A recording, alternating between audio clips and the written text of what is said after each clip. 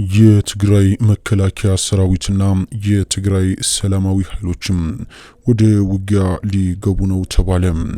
ከትግራይ መከላከያ ሰራዊት ወይም ከቲዲኤፍ ራሱን በመገንጠል የትግራይ ሰላማዊ ኃይሎች በሚል አዲስ የተቋቋመው ታጣቂ ቡድን ለወራት ያክል በአፋር ሲዘጋጅ እንደነበር ታውቋል።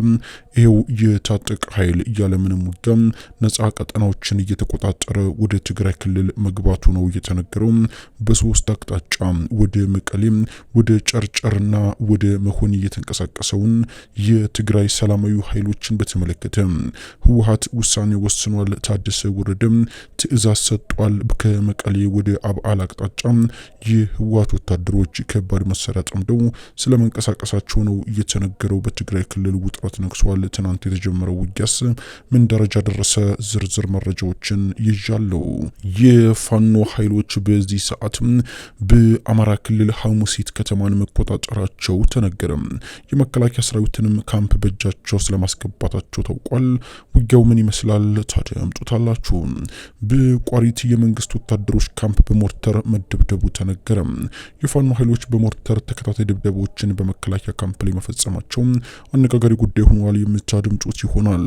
ወደ ባህር ዳር የሚያስገቡ መንገዶች እየተዘጉ ስለመሆናቸው ተነገረ። ወደ ባህር ዳር የሚያስገባው መንገድ ከአዴት የሚነሳው የፋኖ ኃይሎች የፈጸሙትን ጥቃት ተከትሎ መዘጋቱ ታውቋል። ውጥረት ነግሷል ተብሏል። መረጃውን ወደ እናንተ እናደርሳለን። ጤና ይስጥልኝ። ይህ አዶኒ ኒውስ ነው። አዶኒ ኒውስ እውነተኛና ሐቀኛ መረጃዎችን ወደ እናንተ በፍጥነት ያደርሳልና ሰብስክራይብ እያደረጋችሁ የደወል ምልክቷን መጫን እንዳትረሱ እያልን እናሳስባለን። እስከ ዜናው ማብቂያ ድረስ የቆይታ ጊዜያችሁን ለኛ ስጡን። በቅድሚያም በትግራይ ክልል ከባድ ውጥረት መንገሱ ተነገረ። የትግራይ ሰላማዊ ኃይል በማለት ራሱን የሚጠራው የአብይ አህመድን እንዲሁም የጌታቸው ረዳን ድጋፍ ያገኘው የታጣቂ ቡድን ከህወሓት ወይም ከትግራይ መከላከያ ሰራዊት ከቲዲኤፍ ራሱን በመገንጠል በአፋርና በአማራ ክልል አንዳንድ ቦታዎች ላይ በብልጽግናው መንግስት ቦታ ተሰጥቶ ሲሰለጥንና ሲዘጋጅ መቆየቱ አይዘነጋም። ይሄው የታጠቀ ኃይል የትግራይ ኃይል ወይም ደግሞ ቲዲኤፍን ሙሉ ለሙሉ በማስወገድ ስልጣኑን በእጅ ያስገባሉ በማለትም በሶስት አቅጣጫ ወደ ትግራይ መንቀሳቀሱን ነው ለማወቅ የተቻለው። ይሄው የታጠቀው ቡድን በጨርጨርና በመሆኒ እንዲሁም በአባላ መስመር ወደ ትግራይ ክልል ስለመግባቱም ለማረጋገጥ ተችሏል። ይህንን ተከትሎ በጀነራል ታደሰ ወረደ የሚመራው የትግራይ ጊዜያዊ አስተዳደር አስቸኳይ ውሳኔ ወሰነ ሲሆን በተለይም በመሆኒ በኩል የመጣው የትግራይ ሰላማዊ ኃይል ወጅራት ላይ የደረሰ ሲሆን ይህ የመጣው ኃይል በሰላማዊ መንገድ በሽምግልና እንዲደራደር ህወሓት ውሳኔ ያሳልፏል። ይሁን እንጂ በጨርጨርና በአባላ በኩል ወደ መቀሌ እየመጣ ያለው ኃይል ግን በአስቸኳይ እርምጃ እንዲወሰድበት ወይም እንዲደመሰስ ትዕዛዝ እንደተሰጠ ነው ለማወቅ የተቻለው። ትዕዛዙን ያስተላለፉት የትግራይ ጊዜያዊ አስተዳደር ዋና መሪ ታደሰ ወረደ ናቸው።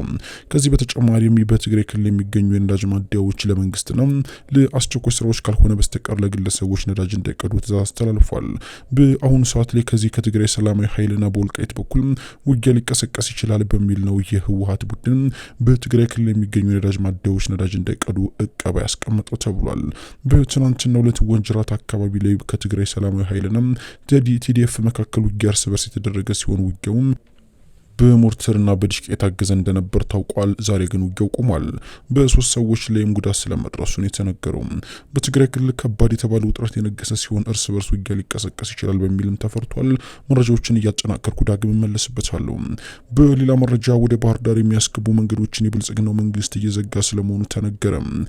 የይልማና ዴንሳ ወረዳ ፖሊስ ጽሕፈት ቤት ኃላፊ ኢንስፔክተር ደሴም በዛሬው ዕለት ከአዴት ወደ ባህር ዳር ምንም አይነት የተሽከርካሪ እንቅስቃሴ እንዳይኖር ትዕዛዝ ማስተላለፉን ነው ለማወቅ የተቻለው። የብልጽግናው መንግስት በዛሬው ዕለት ከማለዳ ጀምሮ ከአዴት ከተማ መናኸሪያ ወደ የትኛውም የባህር ዳር አቅጣጫ መኪና እንዳይንቀሳቀስ ትዕዛዝ ማስተላለፉ ታውቋል። በተመሳሳይ ከጎንጅና ከሞጣም ወደ ባህር ዳር መኪኖች እንዳይንቀሳቀሱ የብልጽግናው መንግስት ትዕዛዝ መስጠቱን ነው ለማወቅ የተቻለው። ከባህር ዳር ወደ እነዚህ አካባቢዎች የተነሱ የህዝብ መመላለሻ ተሽከርካሪዎችም ቀንባባ ከመድረሳቸው በፊት ወደ ባህር ዳር እንዲመለሱ መደረጋቸውን ነው ለማወቅ የተቻለው። የብልጽግና መንግስት በባህር ዳር ዙሪያ የፋኖ ኃይል ከበባ እየፈጸመ መሆኑን ተከትሎ በመደናገጥ የወሰነ ውሳኔ ሊሆን እንደሚችልም ተነግሯል። አድማጭና ተመልካቾቻችን በእንዲህ እንዳለ የፋኖ ኃይሎች በቋሪት የመከላከያ ሰራዊት ካምፕ ላይ የሞርተር ድብደባ መፈጸማቸው ተነገረ። በሰራዊቱ ካምፕ ላይ ከርቀት የሞርተር ድብደባ የፈጸሙ ሲሆን በዚህም ስለደረሰው ጉዳት እስካሁን የታወቀ ነገር ባይኖርም አምቡላንሶች ግን ቁስለኞችን ሲያወጡ ነበር ተብሏል። በተመሳሳይ ፋኖ ኃይሎች ከሌሊት ጀምሮ ወደ ጎንደር ሐሙሲት ከተማ መግባታቸው ተነገረ።